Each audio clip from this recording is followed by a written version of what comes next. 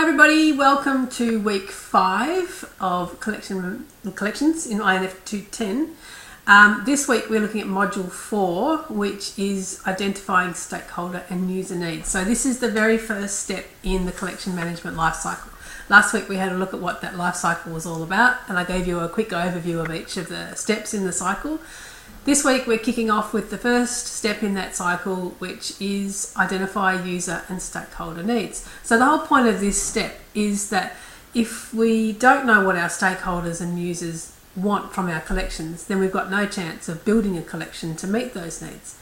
So obviously the first thing we need to do is to understand who our users and stakeholders are and what their needs are. And there are a number of ways we can go about doing that. So let's go and have a quick look at some of the ideas inside this step. So you can see this sits at the very top of the cycle, and it comes before you do anything. So it comes before you start choosing what you want to buy or going out and actually getting the stuff. It comes right at the very start of the process where you're thinking about who are these people who have got a stake in our collection or are users of our collection, and what is it that they want that collection to be able to do for them. And once we've got a good picture in our head of who those people are and what their needs are, then we can go out and start getting stuff to build this collection to make it meet those particular needs. So you can see it's an important step 1.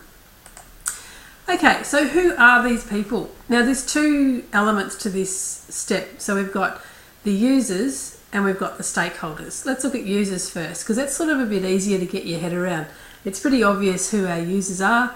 They're the people who are coming into our buildings and using our collections, or they're the people who are coming onto our digital presence, so a website or some sort of other database or something like that, where they are coming in and accessing our electronic collections, our digital collections.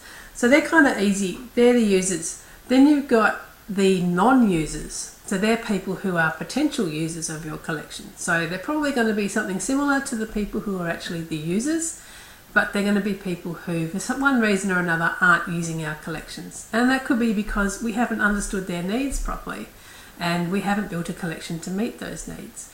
Or it could be for many other reasons that they're not using our collection. And I saw on one of the posts in the discussion list the other day, I think it was for this subject, where someone said that they are working in a public library and they miss everybody in their community from the ages of about 6 to the ages of about 40. And that whole huge chunk of potential users is just not using the public library. So obviously you get to 6, you go to school or kinder or whatever it is you're doing, and you're not coming into the library as much anymore. Maybe you're going to a school library instead. And then you get through to like 18 or so and you finish school and you go to uni. Maybe you've got a uni library, maybe you're not going to uni, maybe you're going to the workforce. For whatever reason, that huge group of people have stopped coming to the library. And then, the public library that is, and then you get to maybe 40 and people start coming back to the library. Maybe it's sort of younger as well, with people bringing their own children back to the library. Who knows? But anyway, there's this whole sort of group of potential users or non-users whose needs we can also be thinking about. And that, of course, extends beyond collections, but also looks at things like programs and activities that the libraries run, and trying to attract that huge chunk of people's lifetimes back into the library. So that's users. They're a bit easier to get your head around the stakeholders. Stakeholders are a bit more tricky. So the way I think about stakeholders is anybody who holds a stake in your collection. So that can be, I think of it as I think of it in a visual way, right? So I've got like the library is like the centre of a wheel. And you've got, and I think I wrote this in the content for this week, but you've got the users on one side, and they're quite obvious. Who are users? They're sort of like the front of the collection. They're the receivers of the collection. But then behind the collection, there's this whole set of people who are stakeholders, but they're not users. Well, they might be users as well, but they have a role as a stakeholder. So they can be things like the actual staff who are running the collection. It can be people who are funding the collection, so maybe a university council or a government council or a government department. Then you've got people who are providing content into the collection, so they can be publishers or vendors. Some of the big companies that are book suppliers to come to collections can be companies that do stuff like do the cataloguing for our collections and put the contact on the books, cover the books and put spine labels and all that sort of stuff. All those people who are contributing to building that collection in some way, they are all stakeholders of a collection. So they're like the supplying organisations. So they're the ones who are getting the collection where the users can get hold of it. They're also really important in terms of their needs about how we work with our collections. The other big stakeholder that we often forget about is the staff of the collection. So we need to make sure that we are meeting the needs of the people who are actually working with the collection to make them available. And that's often to do with the relationship between the collection workers, so the staff, and the suppliers. And we'll look at that when we get to the vendors and publishers part of the life cycle. So, and there's probably lots of other ones as well. It depends on the collection. People who are donating, perhaps. People who are receiving stuff that we've weeded from our collections. They could be a stakeholder as well. So have a real think about that sort of 360 idea where you've got your users on one side and stakeholders on the other. And sometimes there's a bit of a crossover between them. So try and think right around the full circle of your collection to think about who those stakeholders are and who those users are. And then we've got to work out what these people want. So how do we go about doing that? How do we work out what they want? Well, the most obvious thing to do is to ask them. And there are many ways that we can do that. We can survey our users. We can do things like as they're coming up to borrow, we can say to them, hey, you've got some great books here. Is there anything you didn't find today that you were looking for? Just be really open to hearing what people are wanting from the collection and asking them in different ways. If you're working for, say, a university or a school, you can also get into being part of the staff who are working with doing the teaching. That's a really great way of finding out, what they're teaching, what they're planning on teaching. I know when I was working at the University of Melbourne, here in Melbourne, obviously, we would do things like we'd go to the faculty meetings for the faculty that our collection was serving, and we'd say to them, okay, so what are your plans for the next 2 years? Which subjects are you going to drop? Which subjects are you going to pick up? Is there any change in the focus of what you're going to be teaching? And we'd learn really good stuff like, we've decided we're not going to teach, ancient Greek anymore. So we thought, okay, we don't need to have an ancient Greek collection that's sort of actively growing. So we might then make some choices about, do we keep buying ancient Greek stuff or do we not? Or do we weed it out and get rid of it? Or do we put it into storage? Or what do we do with the collection that's had supported something that's no longer being taught? So it's a really great way of staying in touch with people who are driving the need for the collection, is to get onto some of those committees.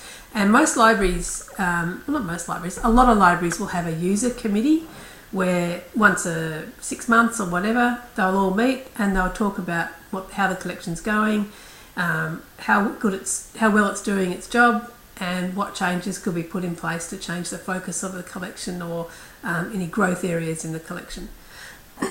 There's also things like looking to understand who your users are, and there's things like documentary evidence that you can use for that. So if you're working in a public library, you could be talking to your local council and saying, okay, what's the immigration plan for the next 2 years? Where are these people going to be coming from? Where are they going to be housed? And then start thinking about, okay, how can our collection be changed or grow to meet the needs of those users? You might look at, so if you looked at, say, in my area, in the centre of Melbourne, we've had this fantastic growth of African people coming into the area, which is brilliant. And subsequently, there's sort of been a moving away of some of the Vietnamese community. So this has always been an area that's received new immigrants, and as people come in, they tend to go into public housing, and then they get jobs, their kids go to school, they start to then move out of public housing and start getting their own private housing somewhere else, and they move out of the area, often sort of to the sort of middle or outer suburbs. And then another group of immigration comes through, and then it changes the needs and flavours of the collection again. So it's a really great way to think about how can our collections keep growing and changing to meet the needs of the community as it grows and changes. And looking at some of the local council statistics and plans about migration is a really great way to do that. Other ways you can do it is, I've written there, interlibrary loan statistics. That's a really good way of finding out what your collection isn't doing well. So if you're getting a whole bunch of people wanting to borrow from another library stuff that you haven't got, then you think about, okay, well, so 10 people have wanted to borrow books about introduction to, I don't know, whatever, biochemistry, then you think, okay, well, maybe we should be buying some of this stuff for ourselves instead of relying on the collections of other libraries to try and meet the needs of our users. So you'd be looking at your interlibrary loan requests and thinking, these are the books that we should be providing ourselves rather than having to get our users to go elsewhere to borrow this stuff.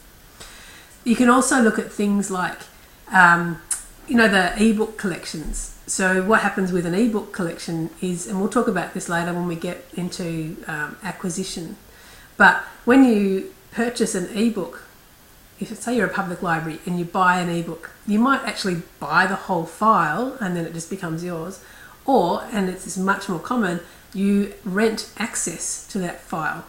So what you might say, the supplier will say, okay, for this much money, you can have 2 simultaneous users for this book. So it means 2 people can use that file at once, and once the third person comes along, they'll get knocked out. So you start looking at your knockbacks and thinking, okay, they've got these 20 books here that have had more knockbacks than they have loans. So we should be getting more of these ones here. And that will help you choose which books you need to get more of. And if you've got some stuff that's not getting used at all, then you'd say, okay, I don't want to pay for access to that one anymore, but instead I want to pay for an extra 3 access points for that one. And that sort of reporting is really, really, really valuable for helping libraries direct their funds into the right things to make sure that their users' needs are being met. So that sort of reporting of ebook collections is a really great way of working out what your users' needs are. And then there's the old-fashioned way too. So that was sort of really high-tech way, but the a really also very common and low-tech way is just to have a bulletin board. What would you like to read? And then put some sticky notes there, and people can put in their their suggestions of what they'd like to read, or having a suggestion box and the little slips of paper next to it, so people could write down some things that they wish the library had and pop them in the box, and you can use them to help guide your purchasing. So these are all just different ways to work out what your users and stakeholders' needs are. Basically, it comes down to just asking them and to looking at any documentary evidence that you can muster that will help you learn about your users and stakeholders.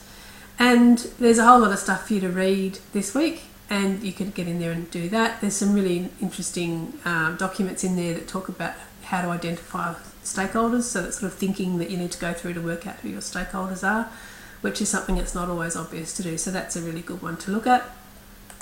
And as always, if you have any questions, of course, let me know and we can talk them through. And the other thing I wanted to say this week is make sure you're reading the discussion list, because there's some really good discussions going on in there. You guys have been fantastic at contributing your ideas and thoughts. So keep looking in there and learning from each other, because you guys know a lot of stuff. That's it.